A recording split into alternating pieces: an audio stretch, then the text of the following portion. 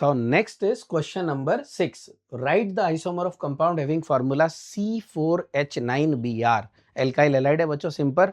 So it is a butane, bromo, butane. अब कैसा कैसा ब्यूटेन हो सकता है, तो क्या करना है बच्चों, सबसे पहले आप हमेशा याद रखना, जब भी आपको कोई C4H9, C3H7 ऐसा करके अगर आपको दे देते हैं बच्चों, तो आपको लिखना कैसे है, ठीक है. तो सबसे पहले ये जब C4 देना बच्चों, सबसे पहले आपको बनानी है एकदम नॉर्मल चेन. तो आप सबसे पहले क्या करो, एकदम ऐसे नॉर्मल चेन बना दो. तो ये बना दी मैंने लॉन्गेस्ट चेन. अब इस लॉन्गेस्ट चेन में अपन ब्रोमीन कहाँ लगा सकते हैं, क्या बोल रहे हैं, ये आइसोमर बताने बच्चों, कहाँ पे ब्रोमीन लगा सकते हो. एक फर्स्ट पोजीशन पे, एक सेकंड पोजीशन पे.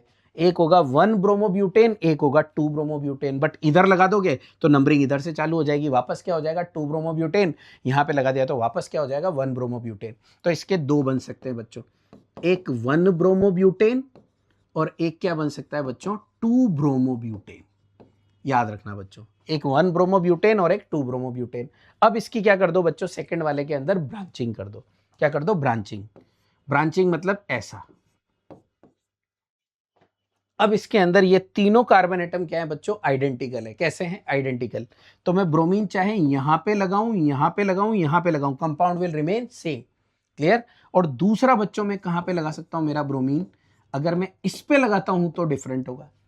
और देखते कैसे, आईयूपीएसी नेम लिख लो. इसका अगर मैं आईयूपीएसी नेम लिखता हूं बच्चों तो कैसा आएगा, 1 2 3, 2 मिथाइल, मतलब 1 bromo 2 methyl propane, 1 bromo 2 methyl propane. और इसका देखोगे तो कैसा आएगा बच्चों, 1 2 3, 2 ब्रोमो 2 मिथाइल ब्यूटेन. तो टोटल मिला के बच्चों ये हुआ 1, ये हुआ 2, ये हुआ 3 और ये हुआ 4. अब ये हुए बच्चों इसके टोटल मिला के 4 स्ट्रक्चरल आइसोमर पॉसिबल है, याद रखना. अब टेक्स्ट बुक में देखो बच्चों क्या लिखा हुआ है, right the isomers of the compound. Clear. तो मतलब आपको यहाँ पे स्ट्रक्चरल आइसोमर लिखने थे. अब यूनिक चीज क्या है बच्चों, अगर ऑप्टिकल पूछा जाता, मतलब सारे आइसोमर अगर पूछे जाते, तो ये जो कंपाउंड बन रहा है, मतलब ये तो पहला कंपाउंड हुआ बच्चों, ये तो एकदम प्रॉपर हो गया. इस पर्टिकुलर की अगर मैं आपसे बात करूं बच्चों, तो ये जो पर्टिकुलर कार्बन है, this carbon is chiral.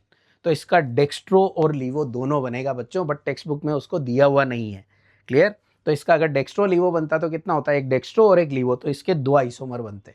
But आपको सिर्फ यहाँ पे स्पेसिफिक लिखा होना चाहिए था बच्चों कि इस कंपाउंड के स्ट्रक्चरल आइसोमर कितने होंगे. क्लियर. तो ये 1 हो गया, ये 2 हो गया बच्चों, ये 3 हो गया, और ये हो गया आपका जो मैंने आपको यहाँ नीचे बनाया, this is the 4th isomer. Clear. But अगर यहाँ पे टोटल आइसोमर पूछा जाता बच्चों इंक्लूडिंग स्टीरियो आइसोमर, तो टोटल आंसर कितना होता 5. वैसे कितना आंसर होगा structure wise 4. So this is again a good question. Thank you.